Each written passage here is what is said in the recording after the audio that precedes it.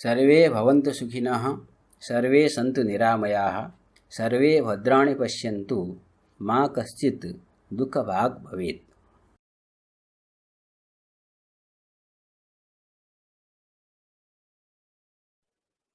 हमने कल चर्चा की चित्तिंगुरादिकम कर्तृजन्यम कार्यत्वाद घटवत, यह हमारा अनुमान है।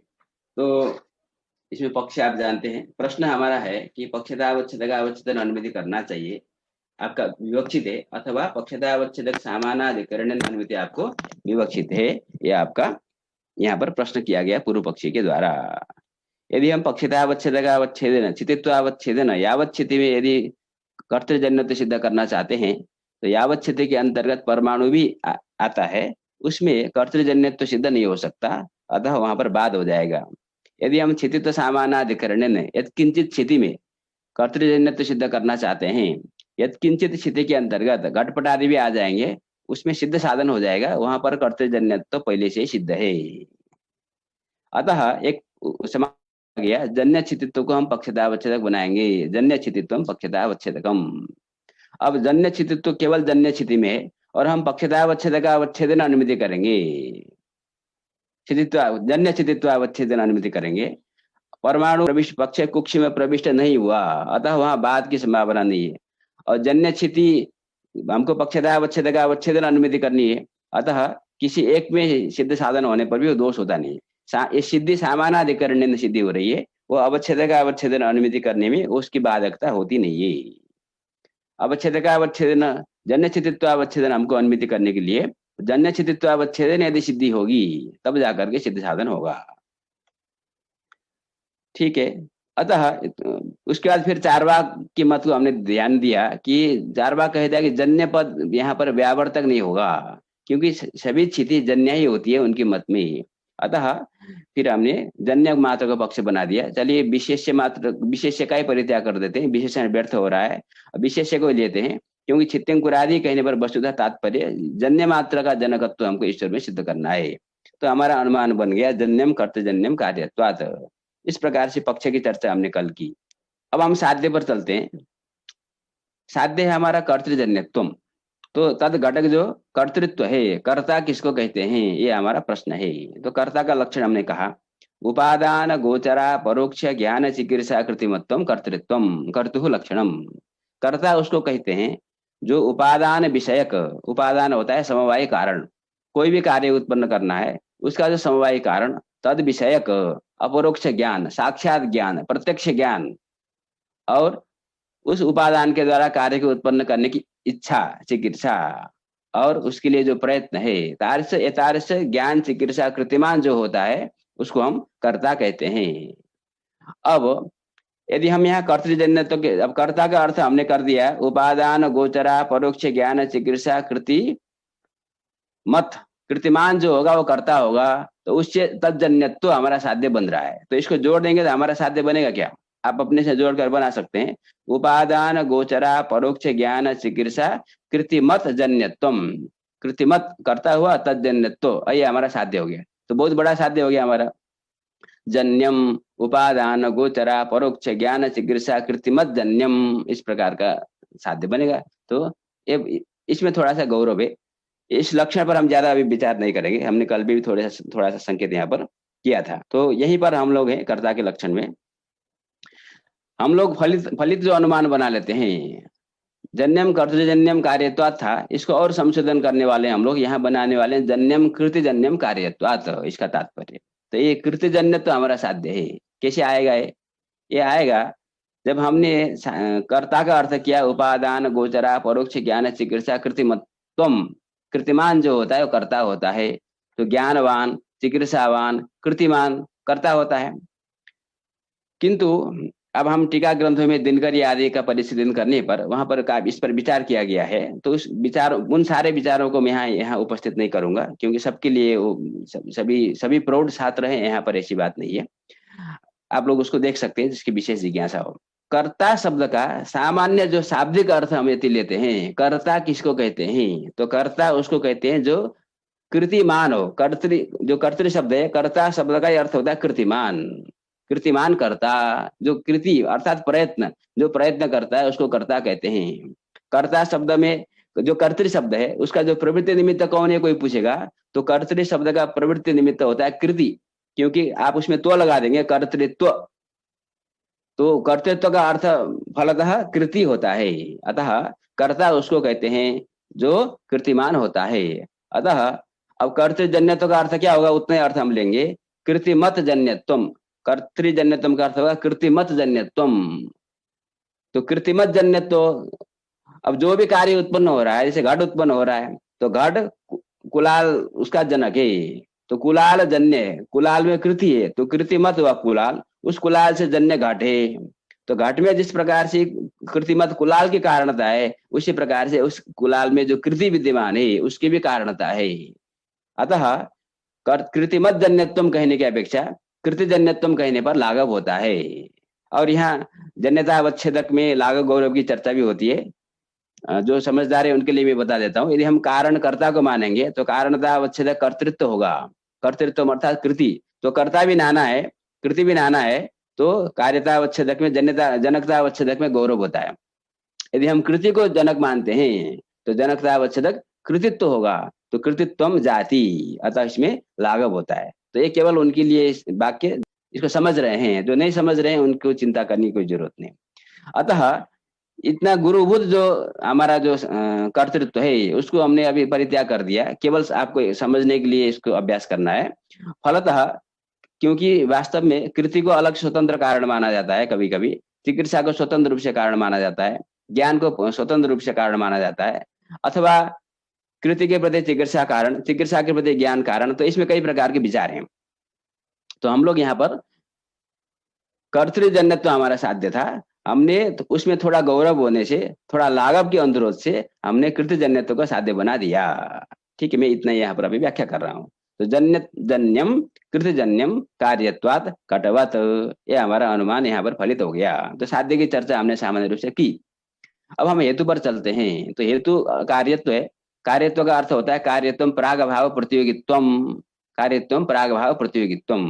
तो प्रागभाव प्रतियोगित्वम को यहाँ पर हम जोड़ देंगे तो हमारा अनुमान का आकार बन जाएगा जन्यम कृतजन्यम प्रागभाव प्रतियोगित्वात्, क्योंकि आपने तर्क संग्रह में पढ़ा है कार्यम प्रागभाव प्रतियोगी, और प्रागभाव का प्रतियोगी कौन होता है, यह उत्पद्यते स प्रागभाव प्रतियोगी, जो भी उत्पन्न होता है, कोई भी चीज दुनिया में जो उत्पन्न होता है वह प्रागभाव का प्रतियोगी होता है। इसको विस्तीर्ण में जो अभी प्रतियोगी अनुयोगी नहीं समझता है तो हम अभाव के प्रकरण में इसकी चर्चा फिर करेंगे। तो जन्यम कृतजन्यम प्रागभाव प्रतियोगित्वात्, इस तरह से हम बदल देते हैं। इससे क्या लाभ होता है कि जैसे कल भी एक प्रश्न आया था यहाँ पर कि जन्यत्व पक्षता अवच्छेदक है और कार्यत्व हेतु है, तो पक्षता अवच्छेदक, क्योंकि अब देखिए यहाँ पर जन्य कहना और कार्य कहना तो एक ही बात है। तो जन्यत्वम कहिए अथवा कार्यत्वम कहिए, वो तो पर्यायवाची शब्द है। तो जन्यत्व अथवा कार्यत्व, यहाँ जन्य हो गया पक्ष और पक्षता अवच्छेदक हो गया जन्यत्व अर्थात कार्यत्व। आपका हेतु भी कार्यत्व है तो पक्षता अवच्छेदक और हेतु में ऐक्य हो गया। इस प्रकार का यहाँ पर प्रश्न यहाँ पर उपस्थित होता है। तो इसका कई प्रकार के समाधान है, इस पर भी काफी विवेचन है। मैं सामान्य यहाँ सरल समाधान आपको बताता हूँ कि पहला तो पक्षता अवच्छेदक और हेतु में ऐक्य होना ये अपने आप में कोई दोष नहीं है। कुछ दोषों की आशंका प्राचीनों ने किया था, उसका समाधान ग्रंथ टीकाकारों ने किया है।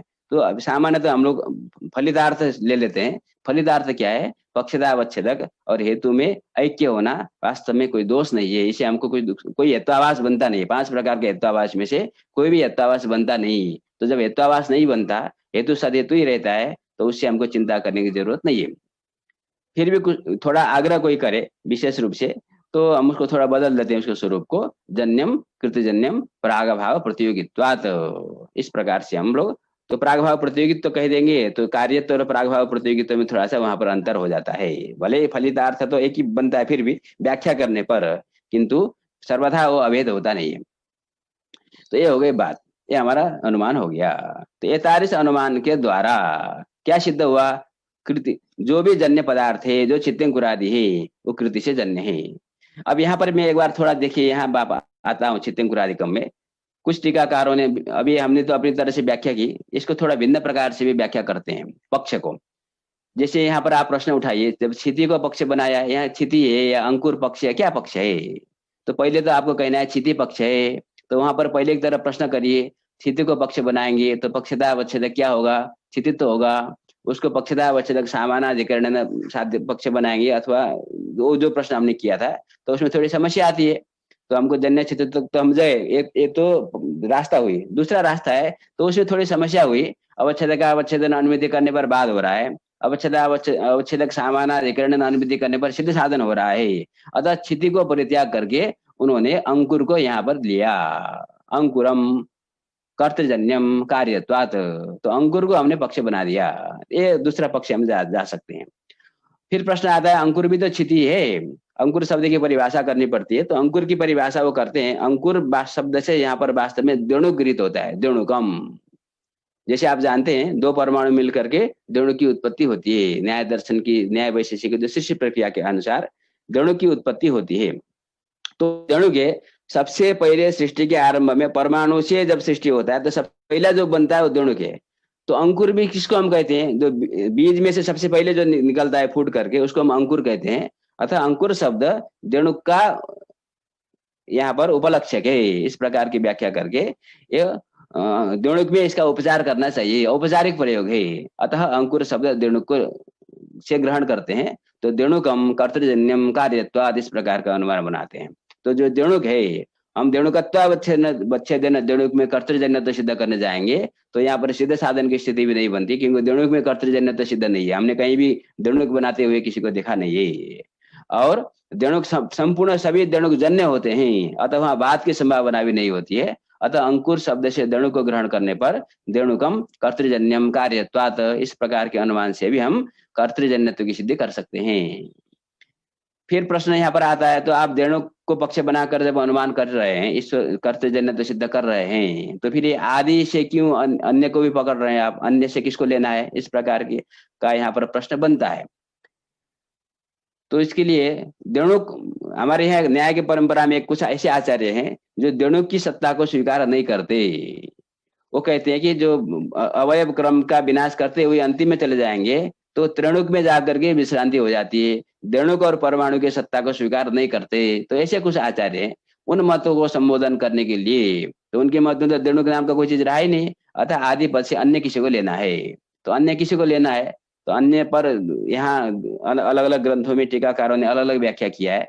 तो जैसे कि यहाँ पर हम एक उदाहरण लेते हैं, जो कि किसी एक का मत है, आचार्य का मत है। वो लेते हैं खंड घट को। खंड घट का अर्थ होता है सर्गाद्य कालीन घट।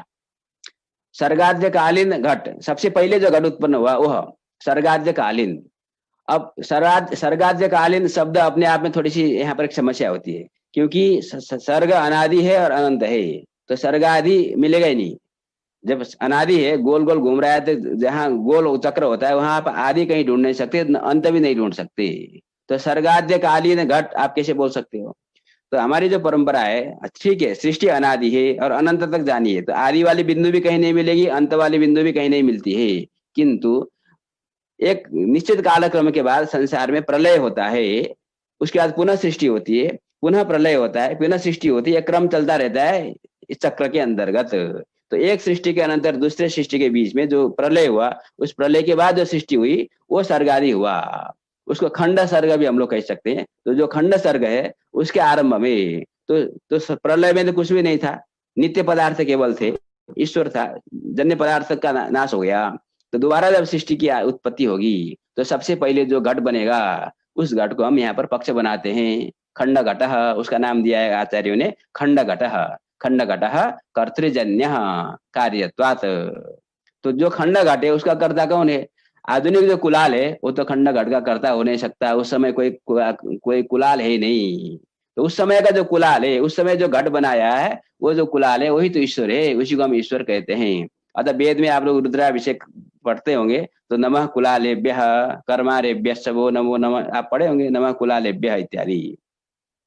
तो कुलाल ईश्वर का भी एक नाम है। अतः इस प्रकार से भी इस पक्ष की हम व्याख्या कर सकते हैं। तो कुल मिलाकर के हमारा निष्कर्ष आज हमने निकला कि इस अनुमान से जन्य मात्र, ठीक है, आप यहाँ पर कोई विशेष को भी ले सकते हैं, द्विणुकम भी ले सकते हैं, खंड घटा ले सकते हैं, क्षिति आदि को ले सकते हैं। और हमारा उद्देश्य है यावत जन्य का जनकत्व सिद्ध करना है। और कृतजन्यम, कृति से जन्य है, किसी न किसी की कृति प्रयत्न से उत्पन्न हुआ है। कुतः कार्यत्वात्, यत्र यत्र कार्यत्वम तत्र तत्र कृतिजन्यत्वम इत्यादि कारक व्याप्ति के बल पर जन्य मात्र में अथवा छित्यंकुरादि में, अभी हम उसी शब्दों को लेंगे तो भी कोई बात नहीं, अभी हमको आशय हमको समझ में आ गया। तो छित्यंकुरादि में हमने कर्तजन्यता सिद्ध किया, तो कोई न कोई किसी न किसी के कृति से घटपटा ये छित्यादि की उत्पत्ति हुई है, तो वो जो कृतिमान है। अब देखिए हम इस अनुमान को आरंभ क्यों किए थे? ईश्वरीय ये तेना ईश्वरीय प्रमाण विदर्शितम भवति, ये न कहा गया था, ये तेना ईश्वरीय प्रमाण विदर्शितम भवति, ऐसा उन्होंने कहा था। तो ईश्वर की बात तो अभी तक आई नहीं। आपने जो अनुमान प्रदर्शित किया, इस अनुमान से कर्ता सिद्ध हुआ, कोई न कोई कर्ता है, कृतिमान कोई है सिद्ध हुआ, अभी तो ईश्वर तो सिद्ध हुआ नहीं।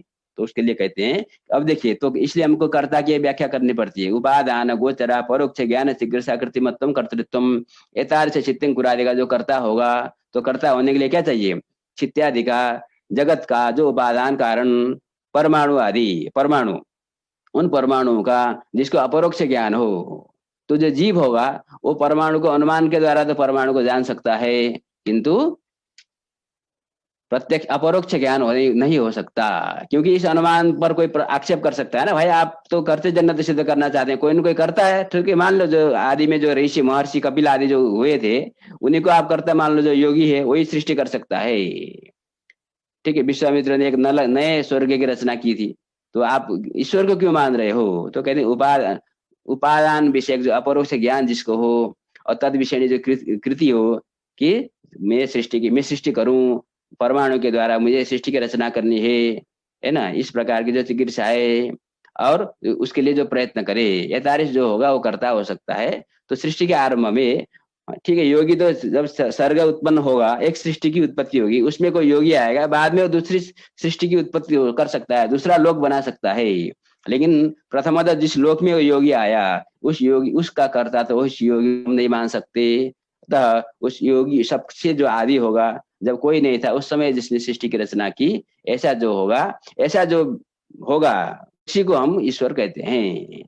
इस प्रकार से हम लोग न च तत्कर्तृत्वम अस्मदादि नाम संभवती, न च तत्कर्तृत्वम, एतार से जो चित्यादि है, चित्यादि नाम कर्तृत्वम अस्मदादि नाम न संभवती, हम लोग जो है चित्यादि के कर्ता नहीं हो सकते। अतः जो इसका कर्ता है, चित्यादि नाम यह कर्ता सएव ईश्वर, इस प्रकार से ईश्वर की सिद्धि होती है। अब पूर्व पक्ष आया, ये मूल ग्रंथ है, आप समझ रहे हैं, अभी नीले अक्षर से लिखा है, आप ग्रंथ देख करके उसमें मिला सकते हैं, मिलाना चाहिए आपको। अब प्रश्न आया कि न च शरीराजन्यत्वेन कर्तृजन्यत्व साधकेन सत्प्रतिपक्ष इति वाच्यम। अब यहाँ पर सत्प्रतिपक्ष की आशंका है। तो सत्प्रतिपक्ष दोष है, हेत्वाभास, आप जानते हैं 5 प्रकार के हेत्वाभास होते हैं, सभ्य विचार, विरुद्ध, सत्प्रतिपक्ष, असिद्ध और बाधित। ये 5 प्रकार के दुष्ट हेतु होते हैं। तो यहाँ पर सत्प्रतिपक्ष की बात हो रही है। इसे साध्याभाव साधकम हेत्वंतरम विद्यते स सत्प्रतिपक्ष, ये तर्क संग्रह में लिखा है। तो सत्प्रतिपक्ष किसको कहते हैं? सन विद्यते प्रतिपक्ष विरोधी परामर्श, ऐसे सत्प्रतिपक्ष। ऐसा मतलब जब विरोधी परामर्श किसी का विद्यमान हो, विरोधी हेतु भी यहाँ पर कर सकते हैं, सन विद्यते प्रतिपक्ष विरोधी हेतु, ऐसा। किंतु हम अनुमान जब भी करते हैं परामर्श द्वारा करते हैं, अतः विरोधी परामर्श जब जिस हेतु का विद्यमान हो उसको हम सत्प्रतिपक्ष कहते हैं। इसको मैं आपको उदाहरण से समझाता हूँ। 2 अनुमान हम लेते हैं, एक हमने लिया पर्वतो वन्यमान धूमात, एक पक्ष है। दूसरा जो प्रतिपक्ष है, तो प्रतिपक्षी कहता है पर्वतो वन्य भाववान पाषाण महत्वात्। सत्प्रतिपक्ष हेत्वाभास कब होता है? तब एक ही पक्ष में, देखिए दोनों का पक्ष एक ही है, एक ही पक्ष में 2 अलग अलग हेतु के द्वारा, एक का हेतु है धूम हेतु, दूसरे का हेतु है पाषाण हेतु, तो एक ही पक्ष में 2 अलग अलग हेतुओं के द्वारा परस्पर विरोधी साध्य को जो सिद्ध करना चाहते हैं, मतलब इस हेतु का जो साध्य है इस हेतु का विरोधी होगा, और इस हेतु का जो साध्य है इस हेतु का विरोधी होगा। तो धूम हेतु का साध्य हो गया बन्ही, तो और पाषाण हेतु का साध्य हो गया बन्य भाव।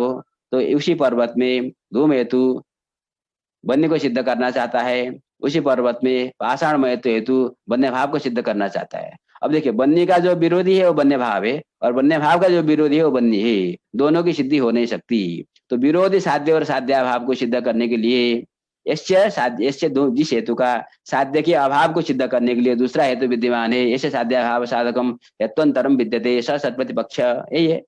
ठीक है, मैं हम यहाँ परामर्श को मिल लेता हूँ। अब पर्वतो वन्यमान धूमात जो अनुमिति करने वाला है उसको कहेगा भाई आपका परामर्श क्या है, व्याप्ति विशिष्ट पक्ष धर्मता ज्ञान चाहिए हमको। वो कहेगा वन्य व्याप्य धूमान पर्वत।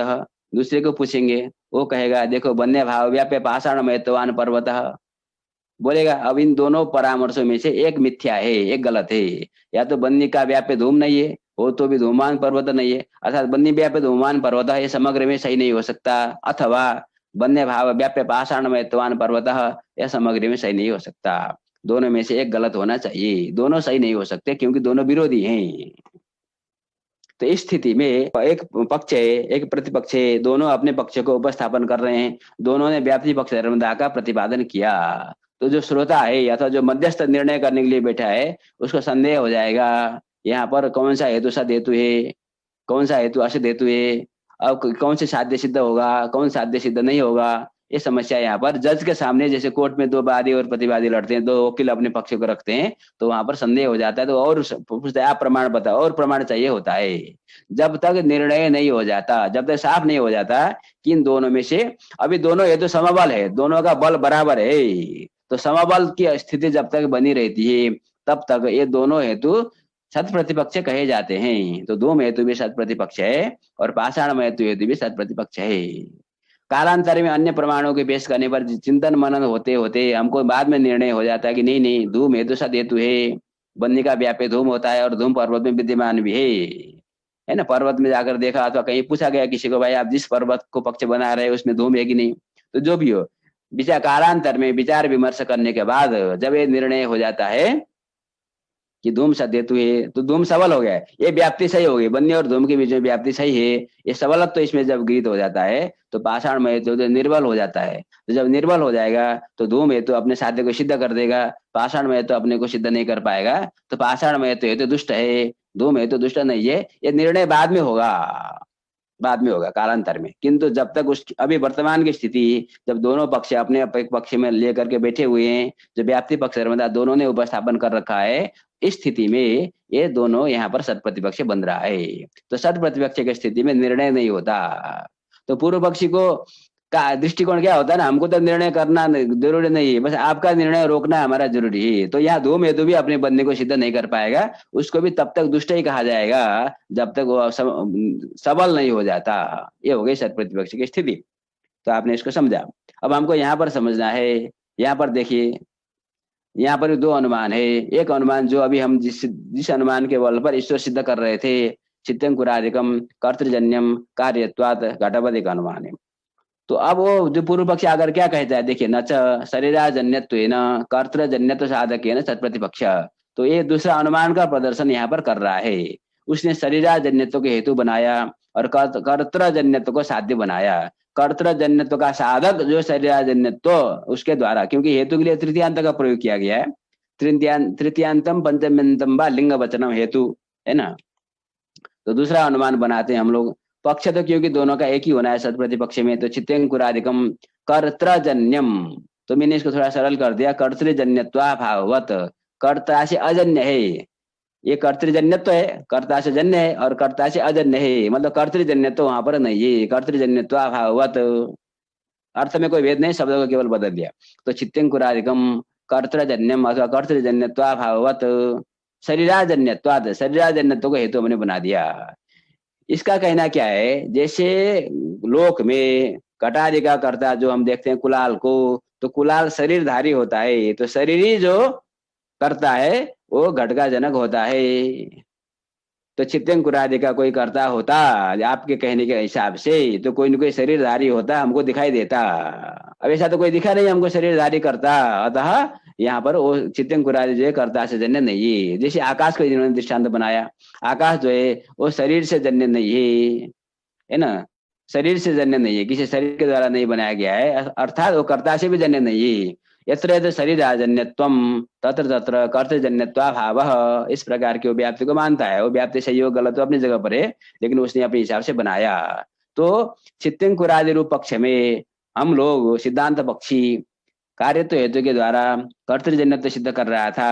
पूर्व पक्षी ने आकर कहा कि देखो दूसरा अनुमान पेश कर दिया, चित्तंकुरादिकम कर्तृजन्यत्वा भाववत शरीराजन्यत्वात्। ठीक है, आप लोग कभी कभी कुछ कोर्ट में ऐसी स्थिति आती है, एक मनुष्य इसको एक को किसी का हत्या का आरोप है, इस आदमी ने यहाँ पर इस जगह पर बनारस में इस दिन में इसकी हत्या की है, तो दूसरा वकील जो है उस दिन का उस दिन तो वो आदमी जयपुर में बैठ करके सिनेमा देख रहा था, वहां सिनेमा का टिकट ले जाकर प्रस्तुत कर देता है, देखो वो आदमी वहां पर था, तो दूसरा अनुमान यहाँ पर उपस्थित हो गया। अब ये समस्या हो जाएगी, आप कैसे निर्णय कर सकते हो? एक ही आदमी एक जगह पर बनारस में भी रहे, जयपुर में भी रहे, ये संभव नहीं है। ये हो गई समस्या, सच प्रतिपक्ष उपस्थापन हो गया। तो जब सच प्रतिपक्ष उपस्थापित होता है, विरोधी हेतु जब उपस्थित होता है, यहाँ पर आप परामर्श बनाना चाहो तो परामर्श बन सकता है। यहाँ पर परामर्श क्या बनेगा? कर्तृजन्यत्व व्याप्य कार्यत्ववत् चित्यंकुरादिकम, इसका परामर्श बनेगा। कर्तृजन्यत्वाभाव व्याप्य शरीराजन्यत्ववत् चित्यंकुरादिकम साध्य व्याप्य यजमान पक्ष। आपको फॉर्मूला समझ लेना है, उससे काम चलाना है। तो ये हो गई सच प्रतिपक्ष की स्थिति। जब सच प्रतिपक्ष की स्थिति बनती है तो दोनों पक्ष अपने अनुमान को सिद्ध करना चाहते हैं कि मेरा हेतु सबल है, दूसरे का हेतु निर्बल है। तो सबल तो निर्बल तो निर्णय करने के लिए कई उपाय हो सकते हैं। यहाँ पर उन्होंने एक छोटा सा आसान सा उपाय अपनाया है, अप्रयोजकत्वात्। ये मूल ग्रंथ है, आप लोग ग्रंथ में देखिए। अप्रयोजकत्वात् सिद्धांत पक्षी ने कहा पूर्व पक्षी को। पूर्व पक्षी ने क्या कहा कि शरीराजन्यत्वेन कर्तृजन्यत्व साधकेन सत प्रतिपक्ष का उपस्थापन किया पूर्व पक्षी ने। तो उसका उत्तर देता है सिद्धांत पक्षी, जो ईश्वर को सिद्ध कर रहा है वो सिद्धांत पक्षी है यहाँ पर हमारा। अप्रयोजकत्वात्, एक लाइन में उसने प्रयोग किया अप्रयोजकत्वात्। तो अप्रयोजकत्वात् का अर्थ क्या होता है? व्यभिचार शंका निवर्तक तर्क शून्यत्वात्, व्यभिचार शंका निवर्तक तर्क शून्यत्वात्, ये अप्रयोजकत्व का अर्थ है। अब यहाँ पर व्यभिचार शंका निवर्तक तर्क आया, ये तर्क क्या है समझना है, किस प्रकार से व्यभिचार शंका का निवर्तक होता है, ये आपको समझना है। तो मैं थोड़ा सा समझाता हूँ। आपने तर्क संग्रह में पढ़ा है, व्याप्य रूपेण व्यापक रोपस तर्क यदि बंदिर नश्यात तर्हि धूमपि नश्यात। देखिए मैं उसका उदाहरण बताता हूँ आपको। जैसे हम लोग पर्वत में बनने की अनुमति करना चाहते हैं, तो हमने अनुमान प्रयोग किया पर्वतो वन्यमान धूमात। हमने किसी को बताया, देखो बच्चा, देखो भैया सुनो, पर्वत में बन्नी है क्योंकि वहां पर धूम दिखाई दे रहा है, पर्वतो वन्यमान धूमात। तो सामने वाला कहेगा कि नहीं नहीं, हमको तो उसने देखा पर्वत में सिर उठा करके, तो कहता है कि पर्वत में धूम तो है लेकिन आग कहाँ है, तो हम नहीं मानते। पर्वती धूम अस्तु बंदेरमा अस्तु, ये व्यभिचार शंका। ये जो उसने शंका की ना कि पर्वत धूम अस्तु, साध्य हेतु रहे और साध्य न रहे, इस ये शंका है। शंका का नाम है व्यभिचार शंका।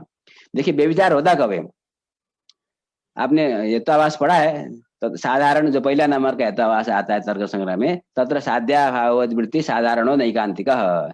साध्याभाव की देखिए व्याप्ति कब होती है? व्याप्ति और व्यभिचार आपस में विरोधी होते हैं बिल्कुल भी। जहां व्याप्ति होगा वहां व्यभिचार नहीं होगा, और जहां व्यभिचार होगा वहां व्याप्ति नहीं होगी। ठीक है? तो व्याप्ति होता है जहां जहां हेतु रहे वहां साध्य रहे, ये व्याप्ति है। यत्र यत्र हेतु तत्र साध्यम साहचर्य नियम व्याप्ति। अब ये नियम भंग हो गया तो व्यभिचार हो जाता है। अब देखिए धूम में यदि व्याप्ति है, इसका अर्थ जहां जहां धूम है वहां वहां अग्नि को होना चाहिए, तब तो व्याप्ति होगी। ये शंका क्या कर रहा है? शंका कर रहा है कि धूम तो हो बन्नी तो न हो, तो ऐसी जगह की वो कल्पना कर रहा है। ऐसा एक स्थान है जहां धूम तो है लेकिन अग्नि नहीं है। अब तो ये व्याप्ति नहीं बनेगी ना, जहां जहां धूम है वहां अग्नि है। एक जगह कोई मिल गया, उसकी बुद्धि भी अभी मिल गया जो भी है, लेकिन यहाँ पर व्याप्ति का भंग हो गया। तो ये जो शंका है व्यभिचार शंका है। इसी व्यभिचार शंका को थोड़ी सही भाषा में, शास्त्रीय भाषा में लिखेंगे तो हम बोलते हैं धूमा बन्नी व्यभिचारी नवा। धूम जो है बन्नी का यदि व्याप्य है, धूमा बन्नी व्याप्य ऐसा निश्चय होगा तो पर्वत में बनने की अनुमति हो जाएगी। किंतु धूम बनने का व्यभिचारी तो नहीं है, मतलब उसमें साहचर्य का नियम है क्या? साहचर्य का नियम का अभाव तो नहीं है। इसी शब्द को साहचर्य का नियम होना व्याप्ति है और नियम का अभाव होना ही व्यभिचार है। तो धूमा बन्नी व्यभिचारी नवा, ये दोनों शब्द में भेद है, इन दोनों का अर्थ एक ही है। तो व्यभिचार शंका का आपको कहीं पर भी आपको व्यभिचार शंका करनी है तो आप क्या करिए? हेतु अस्तु साध्यम मास्तु, हेतु अस्तु साध्यम मास्तु, धूम अस्तु बन्निर्मा अस्तु, अथवा हेतु साध्य व्यभिचारी नवा। ये दोनों का अर्थ एक ही है। ये शब्द थोड़ा आपको ज्यादा समझ में आएगा क्योंकि हम लोग में भी ऐसा प्रयोग करते हैं। और ये शब्द थोड़ा नया हो सकता है जिसको न्याय की शब्दावलियों से जो परिचित नहीं है, किंतु दोनों का अर्थ एक ही है। तो ये हो गई व्यभिचार शंका। जब तक ये व्यभिचार शंका बनी रहेगी तब तक, अब धूम में तो निर्णय संदेह हो गया ना कि धूम व्याप्य है कि नहीं। जहां जहां धूम है वहां अग्नि है कि नहीं, जब संदेह होगा तब व्याप्ति संदेह होने के कारण अनुमिति नहीं हो पाएगी। तो ये हो गया व्यभिचार शंका होने पर एक समस्या होती है, व्याप्ति रुक जाती, अनुमिति रुक जाती है। तो व्यभिचार शंका को दूर करने के लिए हमको तर्क चाहिए। तर्क क्वचित शंका निवर्तक, तर्क जो है व्यभिचार शंका के होने पर शंका का वो निवर्तक है। तो क्या हम तर्क करेंगे? धूमा यदि, जैसे तर्क संग्रह में लिखा है यदि बंदिर नश्यात यदि धूम भी नश्यात, वो थोड़ा ज्यादा आसान शब्दों का प्रयोग वहां पर किया है। जैसे किसी ने कहा पर्वते धूम अस्तु बंदिर मास्तु, तो हम उसको कहेंगे कि धूम नहीं होता, अग्नि नहीं होता, यदि बंदिर नश्यात तो धूम भी नहीं होता। क्यों? धूमस्य बन्य जन्यत्वात्, क्योंकि धूम बन्य से जन्य है, तो जन्य जनक होगा तो दोनों साथ में रहेंगे ही। इसी को हम थोड़े अच्छे शब्द में कहते हैं, पारिभाषिक शब्दों में, धूमा यदि बन्य व्यभिचारी स्यात् तरी बन्य जन्य नश्यात्। धूम, क्योंकि प्रश्न किया था धूमा बन्य व्यभिचारी नवा, यह आशंका थी। इस आशंका के निवृत्ति के लिए हम तर्क प्रस्तुत करते हैं। धूमः यदि बन्य व्यभिचारी स्यात् तरी बन्यजन्यो न स्यात्। धूमः यदि बन्य व्यभिचारी स्यात् तरी बन्यजन्यो न स्यात्। धूम यदि बन्य का व्यभिचारी होता तो बन्य से जन्य नहीं होता, क्योंकि धूम बन्य से जन्य है, अतः धूम बन्य का व्यभिचारी नहीं है। तर्क में क्या होता है? थोड़ा उल्टा काम होता है। हम एक आपत्ति देते हैं, कुछ हम कहते हैं, कुछ है, सिद्ध कुछ दूसरा ही होता है। हमने क्या कहा? धूमा यदि बन्य व्यभिचारी स्यात्, धूम यदि बन्य का व्यभिचारी होता। ये कौन बोल सकता है? ये वही बोल सकता है जिसको पता है कि धूम बन्य का व्यभिचारी नहीं है। आपत्ति तब दी जाती है जब वो चीज होता नहीं है। ठीक है, धूम बन्य का व्यभिचारी है ही है, उसको पता भी है, तो ये बोलेगा नहीं कि धूम यदि बन्य का व्यभिचारी होता। ठीक है, तो तर्क वही कर सकता है जिसको उसका विपरीत ज्ञान होता है। बाद निश्चय तर्क के प्रति कारण होता है। इसकी चर्चा तर्क में अलग से की जाएगी। तो धूमा यदि बन्य व्यभिचारी स्यात्, धूम यदि बन्य का व्यभिचारी होता, तरी बन्य जन्यो न स्यात्, तरी बन्य से जन्य नहीं होता। अब सिद्ध क्या होगा? क्योंकि धूम बन्य से जन्य है, इसके अभाव से इसका अभाव सिद्ध होगा। क्योंकि धूम बन्य से जन्य है, अतः बन्य व्यभिचारी नहीं है। बन्य व्यभिचारी स्यात् कहा था, तो सिद्ध क्या होगा? बन्य का व्यभिचारी नहीं है। ठीक है, जैसे कोई अध्यापक कभी नाराज होता है तो क्या बोलता है? तुम याद करके नहीं आओगे तो मैं नहीं पढ़ाऊंगा। ये तो भविष्य की बात है, मैं भूत वाली बात कर रहा हूँ, क्योंकि हम यहाँ भूत की बात कर रहे हैं। ठीक है, यदि तुम जैसे याद करके सुना दिया तो सुनाने के बाद खुश हो गया, अध्यापक कहता है कि यदि तुम याद किए बिना आते तब हम नहीं पढ़ाते। वो कब बोलता है?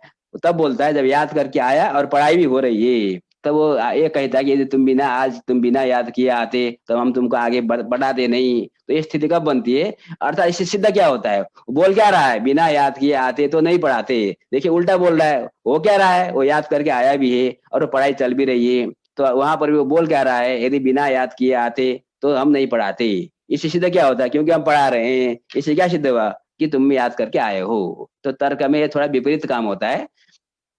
ठीक है, हमारा उद्देश्य तो सही होता है, सही सिद्ध करना हमारा उद्देश्य होता है, लेकिन उसकी जो प्रक्रिया थोड़ा उल्टी होती है। इसलिए तर्क को आपने देखा होगा अयथार्थ अनुभव में तर्क को गिनाया गया है। तर्क संग्रह में अयथार्थ अनुभव त्रिविध संशय विपर्य तर्क वेदात। तो तर्क अपने आप में अयथार्थ होता है, किंतु यथार्थ की प्रति उपयोगी होता है। ठीक, तो ये हो गया तर्क का स्वरूप। इस प्रकार से हम तर्क के द्वारा व्यभिचार शंका की निवृत्ति करते हैं। ये तो हो गया उदाहरण। अब हम यहाँ प्रकृति में समझते हैं। प्रकृति में हमारे सामने दो अनुमान है। एक का अनुमान है चित्तंकुरादिकम कर्तजन्यम कार्यत्वात्, दूसरे ने अनुमान बना रखा है चित्तंकुरादिकम कर्तृजन्यत्वाभाववत् शरीराजन्यत्वात्। दोनों का अपना अपना परामर्श है। ठीक है, दोनों अपना में सबल हैं। तो हम लोग यहाँ पर अब यहाँ कहेगा अप्रयोजकत्वात् बोला है, अप्रयोजकत्वात् बोला है सिद्धांत पक्षी ने पूर्व पक्षी को। तो अप्रयोजकत्वात् का अर्थ क्या है? व्यभिचार शंका निवर्तक तर्क शून्यत्वात्। अब देखिए इस दृष्टांत में पर्वतोन्यान धूमात में व्यभिचार शंका हुई। ये व्यभिचार शंका हुई धूमा वन्य व्यभिचारी नवा, अतः पर्वते धूमा अस्तु बंदिर मास्ति नामास्तु। ये व्यभिचार शंका को दूर करने के लिए हमारे पास अनुकूल तर्क है। ये तर्क हुआ धूमो यदि बन्य व्यभिचारी स्यात् तरी बन्य जन्य न स्यात्। क्योंकि देखिए वास्तव में इस तर्क का स्वरूप क्या है? धूम और अग्नि के बीच में कार्य कारण भाव है। तो कार्य कारण भाव अत्यंत सबल तर्क होता है। कार्य कारण भाव अत्यंत सबल तर्क होता है। धूम और बन्य के बीच में कार्य कारण भाव होने के कारण ये कार्य कारण भाव यहाँ पर तर्क है। तो तर्क होने से शंका की निवृत्ति हो जाती है। तो सामने वाला हाँ ठीक है मान जाएगा, वो हाँ ठीक है, भले अग्नि दिखाई नहीं दे रही है किंतु अग्नि है, पर्वत में अग्नि की सिद्धि होती है। किंतु जहां पर व्यभिचार शंका तो की गई, उस व्यभिचार शंका को हटाने के लिए, दूर करने के लिए यदि अनुकूल तर्क नहीं है तब वो अनुमान दुर्बल हो जाएगा। यहाँ पर भी जो सिद्धांत पक्षी जिसने चित्तंकुरादिकम कर्तजन्यम कार्यत्वाद अनुमान बनाया, उसको सत्य प्रतिपक्ष उपस्थापन करने के लिए पूर्व पक्षी ने चित्तंकुरादिकम कर्तजन्यम शरीराजन्यत्वाद अनुमान बनाया। तो वो शंका, वो उसको प्रश्न कर रहा है, व्यभिचार शंका कर रहा है, शरीराजन्यत्वम अस्तु कर्तजन्यत्वम मास्तु, ये हो गया व्यभिचार शंका। हेतु अस्तु साध्यम मास्तु, तो है ना, शरीराजन्यत्वम अस्तु कर्तजन्यत्वम मास्तु। वहां जैसे हमने कहा धूम अस्तु बंदिर मास्तु, धूमा बनी व्यभिचारी नवा, शरीराजन्यत्वम कर्तजन्यत्व व्यभिचारी नवा। इस प्रकार की व्यभिचार शंका यदि हम करते हैं, मतलब ठीक है, जैसे चित्तंकुरादि है वो शरीर से अजन्य हो, क्या फर्क पड़ता है, किंतु कर्ता से जन्य हो, इसलिए हम कृति को पकड़ते हैं। कृति से जन्य हो ऐसा जरूरी नहीं है कि जो कर्ता से शरीर से अजन्य होगा तो कर्ता से भी अजन्य हो, ऐसा कोई जरूरी नहीं है। शरीर से अजन्य हो किंतु कर्तृजन्यत्व मास्तु, अर्थात कर्तृजन्यत्व एवं अस्तु, उसका आशय है। इस प्रकार की व्यभिचार शंका यदि हम करें तो उस व्यभिचार शंका को दूर करने के लिए वास्तव में कोई अनुकूल तर्क इनके पास नहीं है। ये हो गया अप्रयोजकत्व, व्यभिचार शंका निवर्तक तर्क शून्यत्वात्। तो यहाँ पर व्यभिचार शंका के करने पर व्यभिचार शंका को दूर करने के लिए कोई अनुकूल तर्क नहीं है, तो अनुकूल तर्क न होने के कारण यह अनुमान, आपका अनुमान दुर्बल है। ठीक है, ये दोष हो गया।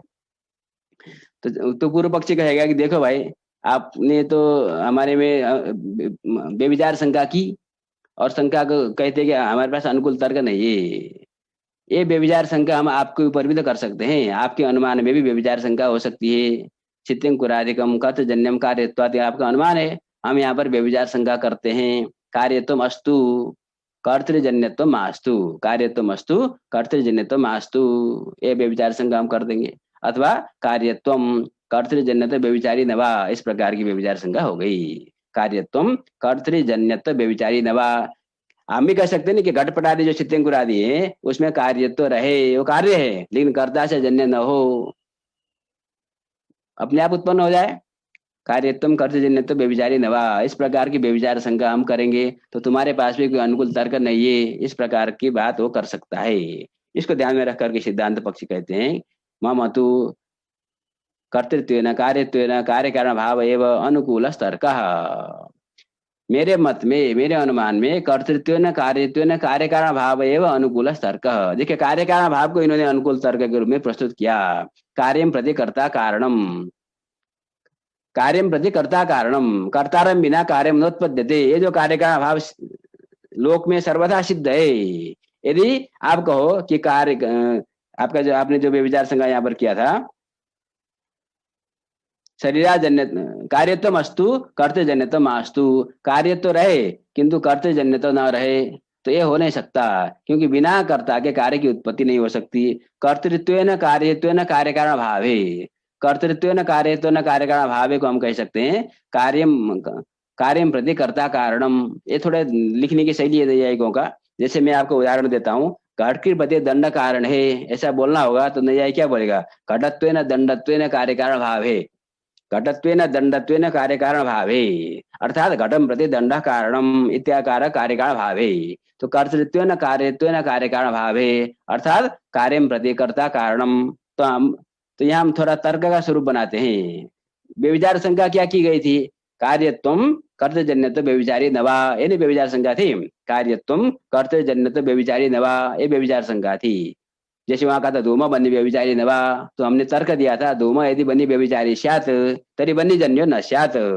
यहाँ पर भी हम व्यभिचार शंका की निवृत्ति के लिए तर्क का उपस्थापन करते हैं। कार्यत्वम यदि कर्तजन्यत्व व्यभिचारी स्यात् तदा कार्यम प्रति कर्ता कारणम यदि कार्य कारण भावो न स्यात्। इसको कई भाषाओं में लिखा जाता है, मैंने सबसे सरल शब्दों को यहाँ पर चुना है। कार्यत्वम यदि कर्तजन्यत्व व्यभिचारी स्यात् तदा कार्यम प्रति कर्ता कारणम यदि कार्य कारण भावो न स्यात्। क्योंकि कार्यम प्रति कर्ता कारणम इत्याकार कार्य कारण भाव है, बिना कर्ता के कार्य की उत्पत्ति नहीं हो सकती, यह सिद्ध है। अतः जो कार्यत्व होगा वो कर्तजन्यत्व का व्यभिचारी नहीं हो सकता। इस प्रकार से जो व्यभिचार शंका आई, तारस व्यभिचार शंका की निवृत्ति हो गई। तो व्यभिचार शंका के निवृत्ति होने से जो हमारा अनुमान है सिद्धांत पक्षी का चित्तंकुरादिकम कर्तजन्यम कार्यत्वात्, यह अनुमान सबल हो गया। सबल होने से कर्तृजन्यत्व की सिद्धि हो जाएगी। और पूर्व पक्षी का जो अनुमान है, जहां पर उसने सत प्रतिपक्ष का उपस्थापन किया था, वो दुर्बल हो गया। अतः वहां पर कर्तृजन्यत्व की सिद्धि नहीं हो सकती। अब हमारा जो सत्प्रतिपक्ष हमारे सामने आया था, उस सत्प्रतिपक्ष की भी हानि हो गई, सत्प्रतिपक्ष चला गया।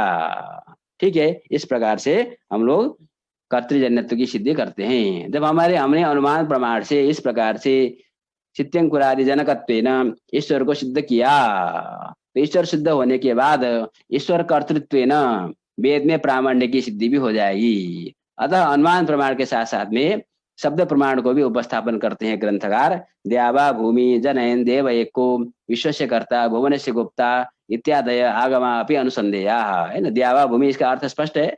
देव लोग है, भूमि पृथ्वी लोग है, उनको उत्पन्न करने वाला एक देव है जो विश्व का करता है, भुवन का रक्षा है। इत्यादि आगमों से सिद्ध क्या होता है कि कोई न कोई जगत का करता इस कोई है, जिसको हम ईश्वर शब्द से कहते हैं। ये शब्द प्रमाण से भी सिद्ध होता है। ठीक है, इस प्रकार से हमने यहाँ पर ईश्वर सिद्धि को प्रदर्शित आपके सामने किया। अब आगे बढ़ते हैं। आगे जो मूल ग्रंथ है, तो प्रथम कारिका की व्याख्या हुई, तो हमने मंगलवाद की चर्चा की, ईश्वर सिद्धि की चर्चा की। अब मूल जो ये सब मंगलाचरण के अंतर्गत ही एक प्रकार से। अब यहाँ से हम लोग ग्रंथ शुरू करने वाले हैं। मूल जो ग्रंथ है, जो पदार्थ चिंतन है, न्याय के जो मुख्य पदार्थ है, यद्यपि ईश्वर भी न्याय के पदार्थ के अंतर्गत ही आता है, तो उन्होंने यद्यपि मंगल के अंग के रूप में उसकी व्याख्या की, तथापि वो हमारा वो न्याय का एक अंग ही है। क्योंकि देखिए, उदयनाचार्य ने जो एक ग्रंथ लिखा है न्याय कुसुमांजलि, वो ईश्वर सिद्ध करने के उद्देश्य से उन्होंने लिखा है। तो वहां पर उन्होंने एक पंचम स्तवक में प्रथम जो कारिका है, कार्या योजना धृत्यादेः पदार्थ प्रत्ययता श्रुतेः वाक्यात् संख्या विशेषाच्च साध्यो विश्व विदव्ययः। आप लोग मुक्तावली ग्रंथ के दिनकरी टीका में देखेंगे तो इस कारिका आपको मिलेगी। इसमें कई अनुमान बनाए गए ईश्वर सिद्ध करने के लिए। कार्या योजना धृत्यादेः पदार्थ प्रत्ययतः श्रुतेः वाक्यात् संख्या विशेषाच्च साध्यो विश्व विदव्ययः, कुसुमांजलि पंचम स्तवक प्रथम कारिका।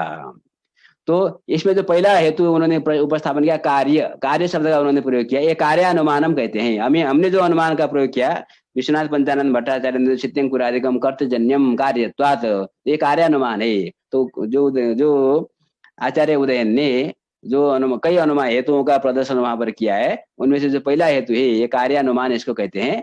अन्य अनुमान को भी आप देखना चाहें तो आप दिनकरी टीका को देखें, वहां पर उन सभी हेतुओं को वहां पर प्रस्तुत किया गया है। जिसको विशेष जिज्ञासा हो आप देख सकते हैं। तो आगे बढ़ते हैं। आगे जो पदार्थ है, अब ये उद्देश्य पहले कर रहे हैं, क्योंकि आपको पता है कि भाष्यकार ने भी कहा है त्रिविधा चास्य शास्त्र से प्रवृत्ति उद्देश्यो लक्षणम परीक्षा च। उद्देश्य, लक्षण और परीक्षा के द्वारा ग्रंथ का प्रतिपादन किया जाता है। ये रिसर्च मेथोडोलॉजी, मैंने कल भी इसकी चर्चा की थी आपको, और ये पदकृत्य टीका में भी इसकी चर्चा की है, आपने देखा होगा। उद्देश्य, लक्षण और परीक्षा की बात शुरू में ही हम लोग मंगलाचरण में बच्चों को पढ़ाते हैं। तो ये उद्देश्य क्रम है। नामना पदार्थ संकीर्तनम उद्देश्य, तो केवल नाम गिनाने वाले हैं। द्रव्यम गुण तथा कर्म सामान्यम से विशेषकम समवाय तथा भाव पदार्थ सप्तकीर्तिता, ये 7 पदार्थ हैं। तो पहला पदार्थ है द्रव्य, दूसरा पदार्थ है गुण तथा कर्म। यहाँ पर कुछ लोग प्रश्न करते हैं, ये तथा क्यों लगाया है यहाँ पर, तथा की क्या जरूरत है? तथा मतलब जिस प्रकार से द्रव्य पदार्थ है वैसे कर्म भी पदार्थ है कहना है। तो यहाँ यथा तथा की तो कोई जरूरत है नहीं, आप गिन रहे हो तो हमको पता ही है ना पदार्थ की बात कर रहे हो। इस प्रकार का यहाँ पर प्रश्न हो सकता है। तो इसका 2 समाधान हम दे सकते हैं। एक तो समाधान ये छंद पूर्ति के लिए तथा च ह इस सब का प्रयोग किया जाता है, तो इसलिए यहाँ पर प्रयोग किया गया है। यथा तथा के अर्थ में जो प्रयोग होता है उस अर्थ में हमको तथा को नहीं लेना चाहिए। एक तो हो गया काम समाधान। दूसरा है, कुछ ऐसे आचार्य हैं न्याय परंपरा में भी एक भूषणकार हैं, उन्होंने न्याय सार न्याय भूषण ग्रंथ की रचना की है। तो उन्होंने कर्म को संयोग और विशेष में संयोग और विभाग में, संयोग में कर्म का अंतर्भाव कर दिया है, संयोग विभाग से अतिरिक्त कर्म नहीं है। अतः तो जिनको उनका संस्कार है वो तो कहेगा कर्म तो पदार्थ है नहीं। तो इस दृष्टिकोण से उन्होंने कहा कि जिस प्रकार से द्रव्य पदार्थ है, गुण पदार्थ है, उस प्रकार से कर्म भी पदार्थ है। कर्म को पदार्थ मान करके हम इस ग्रंथ की व्याख्या करने जा रहे हैं। इस प्रकार से व्याख्या भी हम लोग यहाँ पर कर सकते हैं। सामान्यम, सामान्य पदार्थ जाति पदार्थ, सविशेषकम, विशेष एवं सविशेषकम है ना। यहाँ पर ये छंद पूर्ति के लिए है। स्वार्थ में जो प्रत्यय किया गया है स्वार्थिक प्रत्यय है, तो विशेष पदार्थ को हमको यहाँ पर लेना है।